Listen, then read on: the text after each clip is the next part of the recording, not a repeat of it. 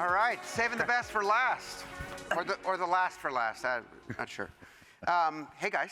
Hey, how are you doing? So, by now, obviously, day 3, you've heard from a lot of leaders in the industry on topics ranging from branding and creative to programmatic and AI. Last session included. I think here's where we're going to get the perspective from the corner office. And I'm gonna start this a little different. I want to mix things up a little bit, right? It's we're in a windowless conference room on day 3. So 2 years ago, I made a parody video about Out of Home, and it was called Out of Home at Crossroads, sung to John Denver's Country Roads. And it was interesting. I mean, most of my parodies, if you actually read the lyrics, they're trying to send a message. So the refrain went as follows: at crossroads, out of home, it's the place I belong. Let's attain the transformation. Out of home, time to code. So there was a message in there. You know what? That's not quite getting through. Al, can we cue that up, please? At crossroads, out of home, it's the place I belong. Let's attain the transformation. Out of home, time to code. There we have it. Now, by the way, I hope at the end we're going to revisit what song should we base a parody about Out of Home in, say, 2030. We'll come back to that. All right, let's get into it. I couldn't resist, Nick. We're going to have Nick sing at the end. Well. I'm sure Terry's got some ideas. I'm sure we'll hear it. Indeed. And I thought a country song sort of made sense, but I think we could go somewhere else. So I spend most of my time advising technology companies on the digital advertising side, and conversations in that realm tend to focus on innovation and growth. And if I can make an honest and candid observation, as I've said at prior events like this, I find Out of Home there's a little bit too much talking defense about share shifts and things like that. And it just seems to me that it feels like we need to change that. And so my first question is, how do we change to get on an offensive footing and start selling this, what I would describe as a truly differentiated media channel? Nick? We align, we collaborate, we continue to accelerate at a higher velocity the commitment to solving the big trifecta that the biggest advertisers are frustrated about: our complexity, our weak measurement, and our lack of digitization, if you make a generalization. And I believe very strongly the only way we're going to do that, certainly for the enterprise marketers, for the biggest brands, because when I think about our Q1 earnings that we've just announced, it was powered by local. Yours was powered by local. Yours was powered by local. And the biggest brands, they sell, they trade, they're in the regional and in the local markets where their people live. So the more we can align on the most important strengths of our medium, which is to go all the way from the top to all the way down to that local gym owner in Boston, we have a superpower capability, but we will only get there with the biggest brands if we align together on the fact that we are a superpower, and we've got to do that not just on measurement, which is so important. We've heard that nonstop, and you obviously on the stage here earlier with Ali. Great momentum, but I think we've got to do it from a marketing point of view as well. Terry, I would add to that. It's easier to take the offensive when you had the kind of first quarter we respectively had. Nothing to apologize for, growth that was unprecedented. And stocks hitting all-time highs. So yeah, I 100% agree. Nothing to apologize for. And we're here talking about the human medium. So we're at a time when everybody is trying to figure out how the world's changing. All of the other kinds of media are being impacted. I mean, if you've listened to the panels, you've heard all of the different pieces. I'm not going to rehash it. We are the ones who reach the humans, and that's the thing to be pushing on. along with doing exactly what Nick described. I completely agree with the steps. So this, that rings true to me, because this whole human in real life positioning, I think of, the ecosystem is very fragmented. And in a fragmented ecosystem, you tend to think about differentiation and comparative advantage, because there's a lot of copycat, there's a lot of stuff that feels similar. And the reason why I really love this human IRL positioning is you pretty much can't get it anywhere else from a screen. How do we step on the gas in terms of, because that's positive framing, that's offense. So yes, results, I think you're 100% right, Sean. It's good to have the actual results coming in. But in terms of the message to advertisers, is this ringing true, this positioning, and how well do you sort of differentiate it against the digital alternatives? Well, I'll go first and say, no, it's not yet. It's early days, and the volume has to be really amplified, because we're all very proud to have an entrepreneur, whether it be Steve Jobs, who adored the medium, or John Morgan, who is standing here, was a significant.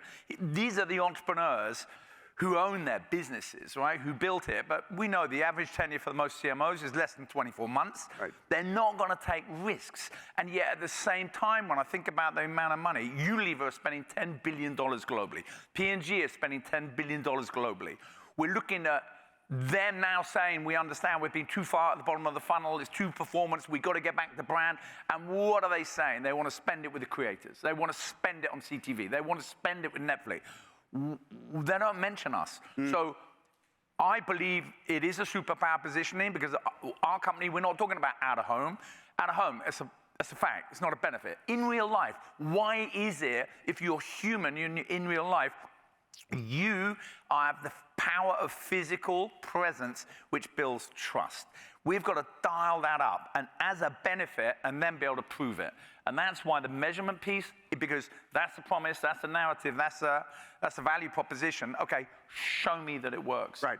But at least we can start with a more progressive and a fresher and a more dynamic. Because otherwise, I personally get rather frustrated when I hear a lot of the focus, well, we sell billboards and audiences. No, we sell outcomes and solutions. We don't want to be restricted by gun shows and strip clubs. No, but I'm being really honest. That's what keeps us down. Our opportunity is to demonstrate to the most significant brand advertisers who care about brand marketing, we're not talking about the performance marketers, that the power of our reach and our influence with the creative impact we have, that drives action. Yeah, and I was just going to add to that. You asked, is this resonating? And we actually have been using this. I think a good part of our local growth is an illustration of it resonating. And I think what Nick's getting at is we haven't gotten to the national, the big advertisers with the more complex buying processes. But I've been in meetings with lots of local clients, either direct or through local agencies, where the human resonates in a really powerful way. So I think we're onto something here. They totally get it. And I could listen to Nick all day. Talk about. He can talk all day. Well, but I mean, I didn't mean that, Nick. I meant as an evangelist for our industry. He's been a breath of fresh air, and thank you. Welcome to the stage, and thank you. And I've been doing pushing this. us. Yeah, I've been doing this a long time. I think you need that kind of passion, right? I Absolutely. mean, we again, nothing to apologize for. We have a great medium here. Let's go and sell it. And by the way, the irony to me is, in a month's time, we'll be in Cannes, right? The biggest sort of advertising conference in the world. And what is the media channel of choice to influence the most important people? Right. It's out of home. But that's why I say, I build on that. It's not a great medium. It's a superpower medium. Superpower. And only more superpowered every day that AI turns the open web into a cesspool of AI slop. And watch that go to the walled gardens. No, it's our opportunity to strike with a very significant point of view, and resolve. That's why the local level, we can all have those conversations. But to win at the enterprise level with the biggest national brands, we can only do that together. Yeah. We can only do that. We'll only do that together. I mean, look, the walled gardens are not known for their incredible creatives, right?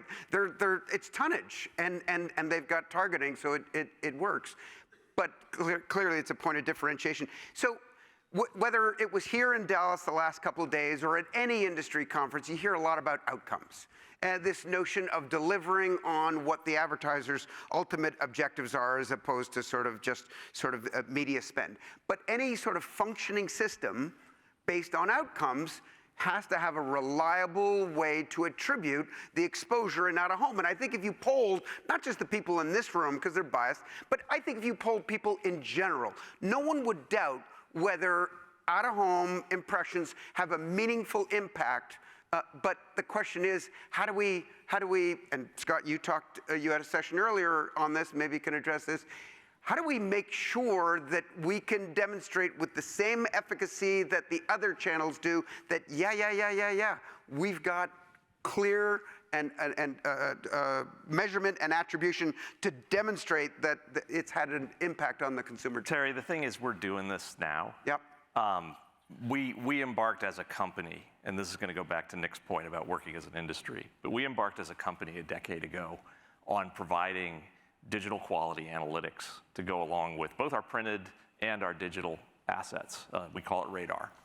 And through that, we've evolved it to the point where we're selling to pharmaceutical companies, which I would argue are the most sophisticated performance media. And the way that we did that was by building a wrapper around the industry measurement. We anchored on the industry count, but we built a wrapper around different behavioral and action, things that you could do attribution and planning and everything with. And I think as we embark on the measurement change that we're doing, one of the things we're going to have a serious conversation about is there a wrapper that's an industry wrapper? And I think that we've done the work to prove that it works. Yeah. But now we've got to decide that we're going to step up and actually use it. Because it's not selling the same way that you've always sold out of home. And right. It's not everybody on our team that uses it effectively. So we can all get better. I mean, roll back the clock 15 to 20 years, and Google would pitch the analytics around attribution to sort of try and breathe that into everyone, convince everyone that you don't have to think about this channel. It'd be great if those media buyers looked at out-of-home with the same kind of level of confidence that they were getting what they intended. Yeah, but I don't think I'll tell you one issue to that. I don't think it's just the media buyers, it's the marketeers. Jessica was just sitting on this stage talking about the fact that she sees out-of-home as a content engine and the beginning of the process. And all these creators who do so well and they've built their business and they're going to sell it to one of the big stuffy, multinationals. What do they want to celebrate? They want to celebrate. It's a celebratory medium. Mm-hmm. And then they're not living in a URL world, in a purely digital world. They're coming into the physical world. They're coming into an IR. That combination. So you're exactly right. We do need to find a framework, because otherwise I find, and again, I'm new to the industry, so I've got a different kind of perspective, but I come from the buy side. So many of you know, I spent my whole career, and it's about the omni-channel, it's about the context. It's what John was talking about as his keynote, which is a balanced meal. It's not just a T-bone steak. I mean, so we got to understand, it's about context, not us in isolation. Because you know what, on my spaghetti, I don't want truffle. But even if I did, I'd want to know it's really good and it makes it work. Mm-hmm. So how do we become an indispensable ingredient brand in campaign brand building in the modern world? Yep.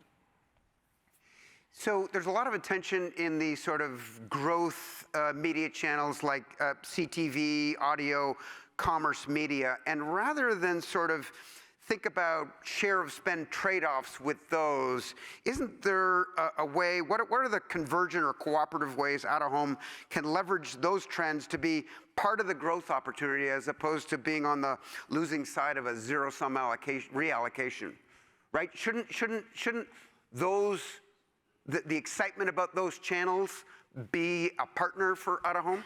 Sure, well, at the local level, which is 80% of what Lamar does, we're seeing it, right?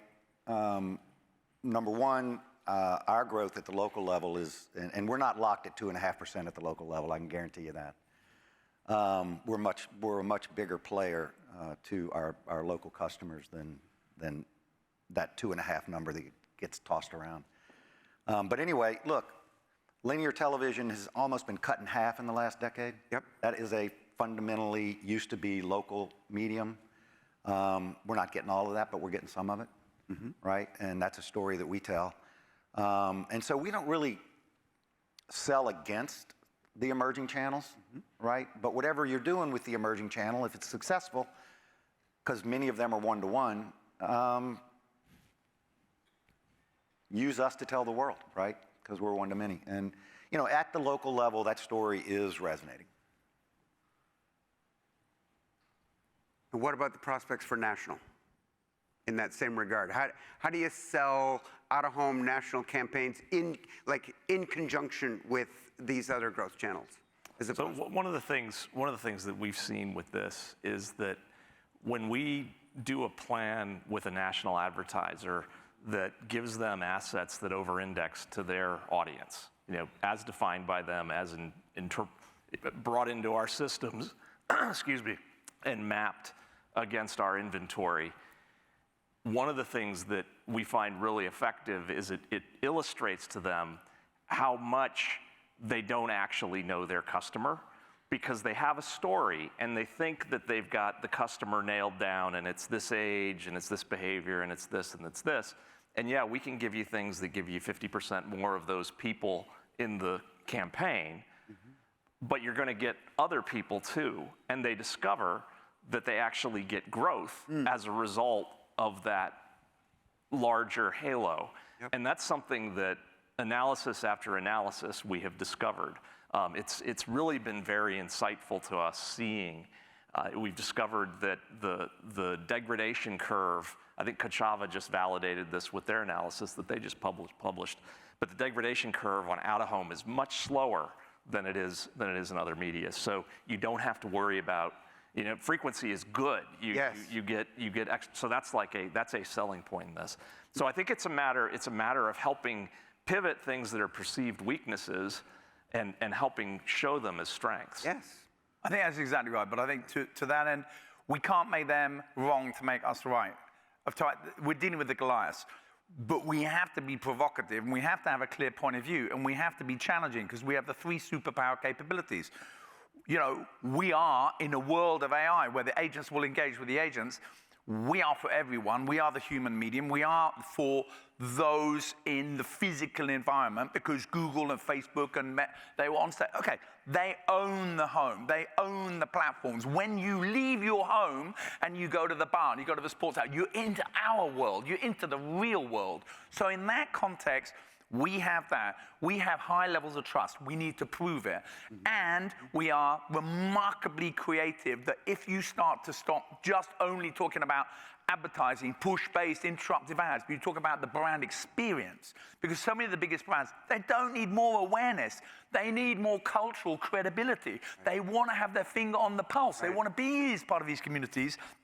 And if it's creative enough, it gets shared. Yeah. It gets snapped, it gets shared. And then, as we've heard so many speakers talk about, you get that multiplication of the earned media, not just paid media. So we have a window where the world is really quite crazy right now about the good and the bad and the ugly of AI. Yep. And we need to have a clear positioning and have a very clear target who we're engaging with, and we need to dial up the volume. A positive, offensive message around the attributes, the unique attributes of out-of-home, as opposed to saying, you know, there's no fraud in out-of-home. There isn't, but that's not going to get a big order. So speaking of the walled gardens, all of the big platforms that denote their market caps with a T, all share a similar business model trait that is they all have solutions for a large number of long-tail advertisers. Sean, is there a way to leverage out-of-home's local success into the sort of broader SMB market writ large? There's tons of direct-to-consumer marketers. There's a whole democratization of these new brands coming up, and they're looking for innovative ways to reach their customers. Well, I used this example last year in our good attorney advertisers that are, with the exception of John Morgan, are hyper-local, right? And they buy circles around the agencies. I'll just say it right here. They know how to buy our medium in a way that literally gets price and position that the big agencies would die for. And there's a couple of reasons for that. Number one, they stick with it. They don't come in and out. If you have a premium unit, you better keep it, or you're going to lose it. Right? If you leave it, it ain't going to be there when you come back, particularly today. We are sold out. We are sold out of particularly our premium inventory. You get off of it, get in line, seriously. So, I think, number one, having them be more entrepreneurial, more nimble, and think a little more like John Morgan and how he uses us would be a really good start. If you think about the onboarding, those big platforms, they all make it easy.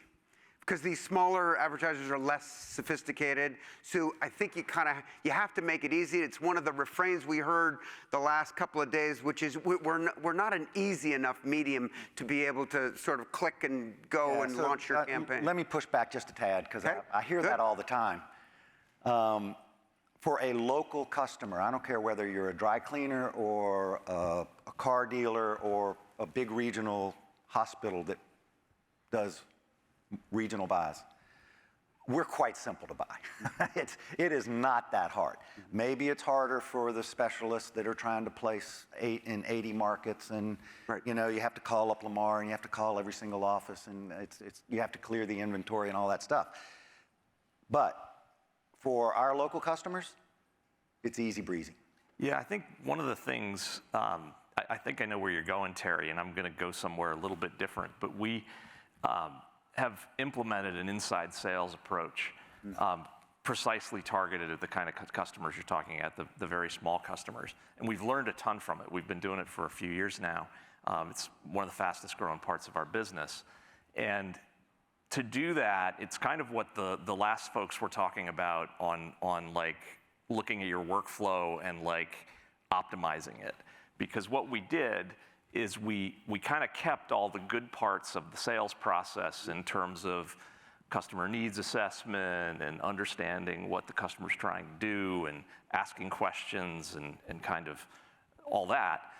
But then all the other stuff we have put in a customer success framework that as soon as the seller gets yes, they hand it off and start on the next deal. This is one of the things that causes at least our local sellers to get bogged down, is they spend so much time on the physical part of our business fulfilling the deal. And what we found with inside sales, I mean, I think the two really big things is that, first of all, the sellers love it because they're just spending the time doing what they love to do, selling the medium. The other thing we've discovered is that you can do surprisingly big deals. It includes things like templated creative, where the creative is just, you can pick A, B, or C, and that's kind of it. It's very, very quick using automation and things like that to help support it. But we're doing six-figure deals with inside sales, which I don't think anybody, when we embarked on it, thought we would be doing that. And that's before we have this very powerful AI technology to sort of smooth out workflows. I mean, we saw the Google chart in terms of where they see applications. That could be a huge benefit to going after that sort of SMB. Yeah, but that's our opportunity when, as an industry, we start to take it from SaaS. We have a platform, it's a data tech and AI platform. On top of the platform is the products, and on top of the products are the services. Strategy, measurement, creativity. But we do need to solve it at that, because it may be, and Sean, you're ahead of it, you're further ahead than us on the ease and the simplicity of the local. But we have to deal with the consequences of fragmentation. We have 800, Anna told me the latest count on the OAAA membership, 850. We're in the ring with the Goliaths, and Google and Facebook and TikTok and they make it easy, ease and flow. And I can tell you, coming from the agency side of it, I'm the biggest champion of out-of-home, and I always believed it was undervalued and poorly sold. And I'm talking about selling it, not negotiating, not negotiating with an existing buyer who wants it, and you're talking about a perm and what you're going to re-up. I personally, if you're sold out, I don't think we should all because we do have a scarcity, we should all be generating higher rates. We should all have more higher occupancy and a far higher yield.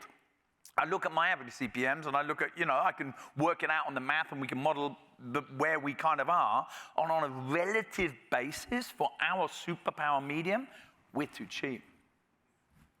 Not going to get an argument here. So you're a good straight man, because that's actually my next question was on this idea of pricing power. So when Netflix, 2 years ago launched their ad business, big fanfare, $75 CPMs. That was at least the rate card. And of course, OpenAI just launching with, again, super premium pricing.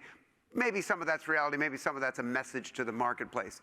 I guess, Sean, if you said we're sold out, is there a pricing opportunity here? I don't know what we're going to end the year at in terms of pro forma growth, but it'll be 100% rate driven. We're at peak occupancy. Okay. Period. So it's going to happen with rate, for sure. So I mean, you've got famously, right, it's Times Square, you've got that billboard on the 101 for the tech companies, you've got Sunset Boulevard for the Hollywood firms. Those are some key locations, but how about pricing power at scale, nationwide? How do we do that? Well, for us, at any moment in time, we have 40 to 50,000 customers out, right? And they're touched by 1,000 account executives. So it's the sum activity that bubbles up to get you that rate. Because we deal in tonnage, right? Right. 160,000 billboard faces. So, for us, it's not an algorithm in Baton Rouge that drives it. It is the sum of 1,000 discussions with account executives touching 40 to 50,000 customers. It's kind of hard to imagine, isn't it? Because it's if you think about price increases in digital, it just kind of happens. It's more of a bidded medium, so the auction sort of obviates the need to push pricing.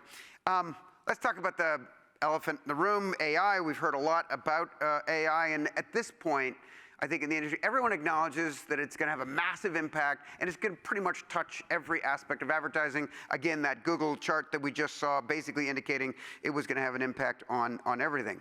I think what's not clear, are some of the implications, the specifics, and the implications of some of those changes. So let's hear, where is your company actually putting capital to work around AI, and where are you intentionally holding back to sort of see how things pan out?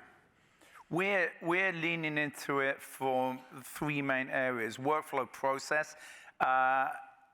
Every single workflow process that goes with managing the complexity of our medium. The data optimization and the aggregation and application of data to drive the high level of intelligence in the sale. And then the creative standards. I mean, we saw the presentation yesterday from the Infinite Studio. I mean, the opportunity to optimize, resize, and have that kind of dynamic creativity, because we also know at a general media level, standards of creativity, it's allowed to be too low. We don't challenge it enough. That's where the ease and flow of AI can be applied. So they're the big three areas we're leaning into right now. Scott?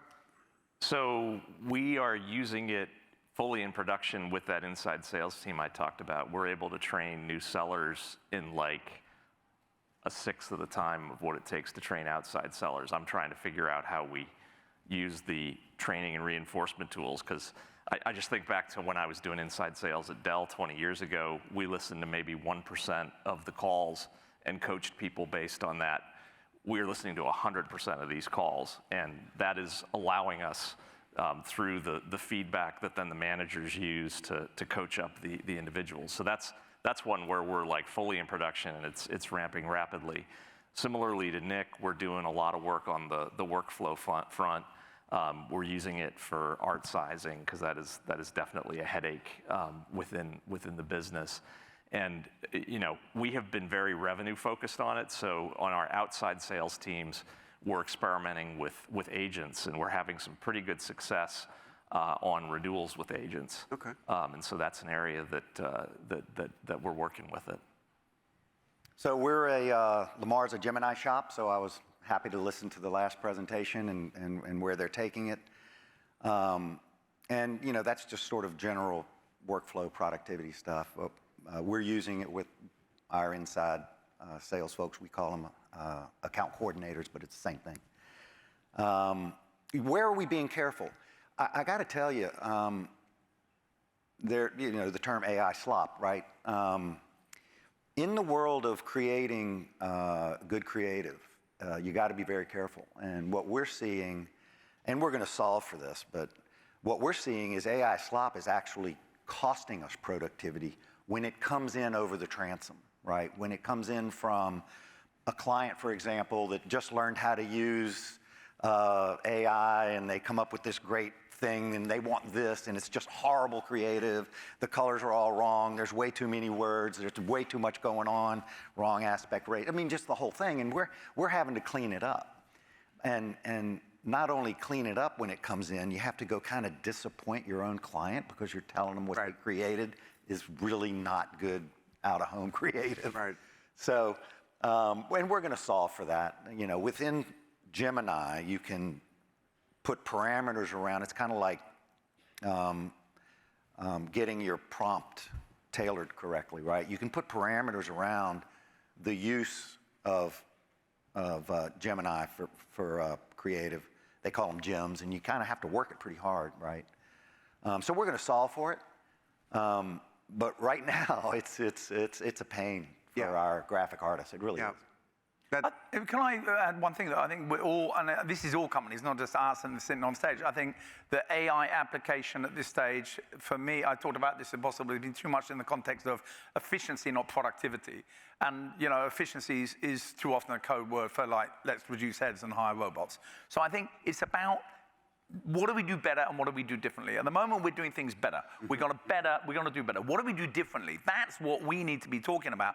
And I don't believe that's an AI thing. Well, I think what we need to be doing differently is to collaborate and not compete. What we need to do differently is to be really progressive, to encourage the brand advertisers or the non-out-of-home advertisers, wherever they are, I don't care where they are in the stack, they don't believe our medium, test it. We're going to invest with you. I said this, I was just in the Dallas office talking to, selling. What I know about selling, I'm not a sales guy, but what I do know is we're not just selling the what. It's a billboard, it's transit, it's the why and the how. Why? Why should you try this? Spending all this money on print is the dumbest medium. Audio, linear TV, so you need to try us, and we're going to help you do the how. Not the what, the why and the how. And if we all do that together, all the players in the room, all the agencies in the room, and we recognize we're one entity. I've had too many meetings here where people come up and you say, oh, I'm your competitor. You're not, you're my peer. My competitor is TikTok. It's Google. It's Amazon. And soon, ChatGPT and all these big monsters, big, fatty, greedy people. Hey, could I hear some applause from the people who think Nick is a salesman? Yeah, there we go. I mean, you doth protest too much. Yeah. Well, that may not be your core thing, but you're pretty good. Exactly. That's why they brought him into this sector, right? Let's talk about programmatic. Right now, I mean, because the thesis is AI's application may have the greatest impact on the percentage of your inventory that's programmatic or addressable. Where are you? Do you disclose what percentage you are on programmatic? And do you think there is a cap? Where will be peak programmatic? Because the other channels, over the last 15 years have gotten, I think it's close to 85% programmatic at this point. So I'll take a stab at that first. We do disclose it, right? We disclose both the rate of growth through that channel and what that channel means to us overall this year. On a book of plus or minus 650 million in digital billing, it's going to be plus or minus 45 to 50 million. So first question is, it's early stages yet, right? One of the reasons for that is, at least in Lamar land, we limit it to national accounts, right, which is 20% of our book, right? It's for digital buyers only, And that's because in the world we live in today, there is the digital pot and the traditional pot. I don't think we're going to talk about pots anymore in 3 to 5 years. So by definition, it's going to get bigger. Okay. And then, at least for Lamar, one day we're going to open it up for our more sophisticated local accounts and regional accounts, and then it's going to explode, right? That's when programmatic's going to just take off. Yep. Scott? We don't disclose it, but it is growing well, and it is a meaningful chunk of our digital revenue.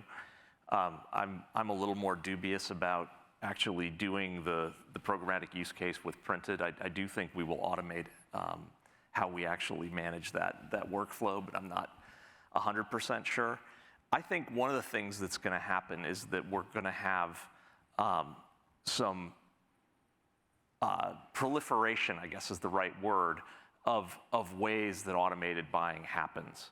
Yeah. Because I think increasingly, particularly with the bigger brands, they're looking to have control over that, and they go back and forth. It's a cyclical thing, but they're looking to have control over that. And so it's going to be on us to be able to be agile enough that we can be out in the programmatic marketplaces competing in all the different ways that happens, and there's a whole array of those.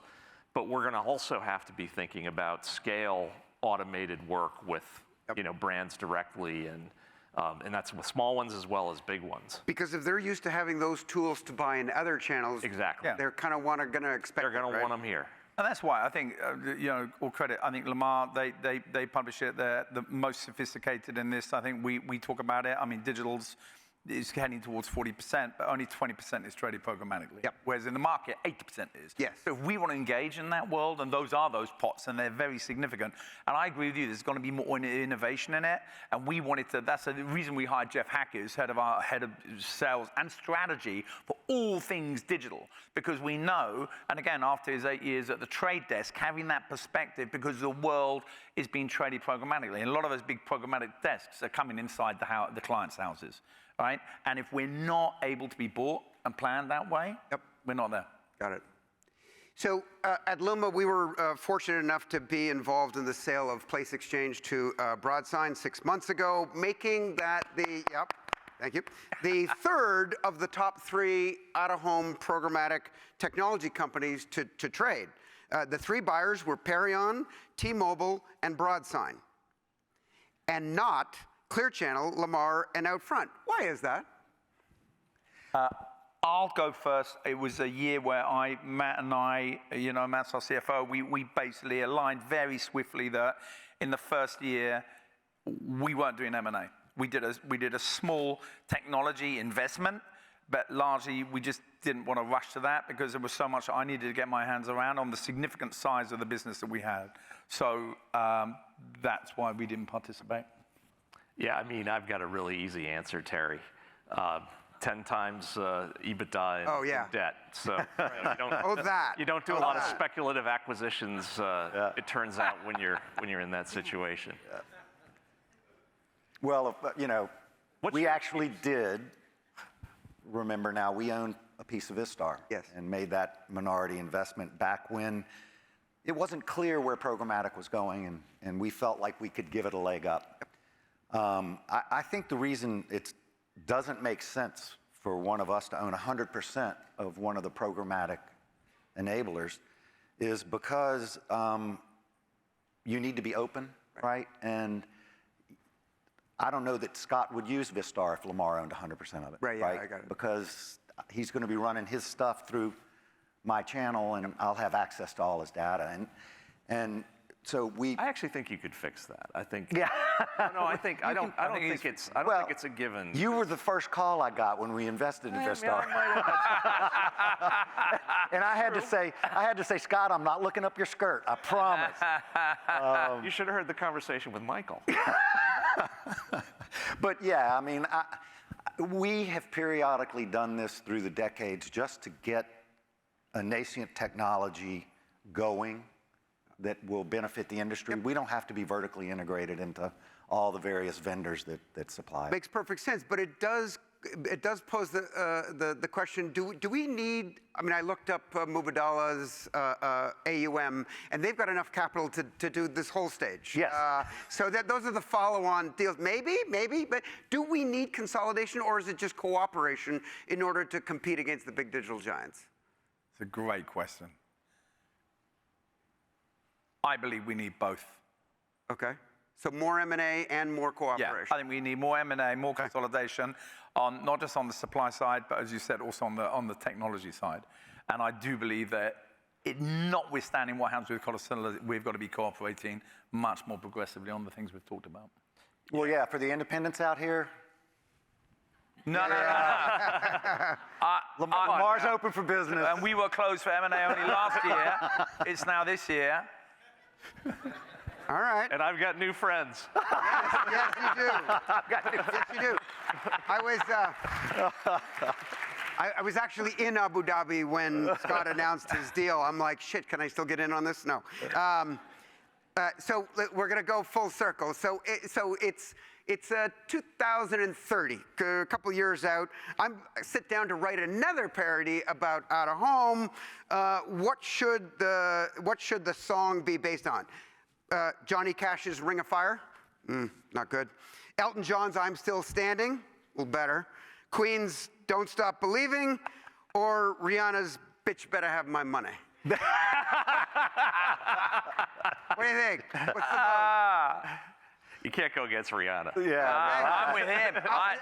Well, that would certainly be my choice. Look, if it's There we go. There we go. So we're settled. We're settled. Yeah. We You know made what that the song too will be. easy. Thank you, Scott, Sean, and Nick. Appreciate it. Oh. Thank you. Thank you. Good job. Good job. Appreciate it.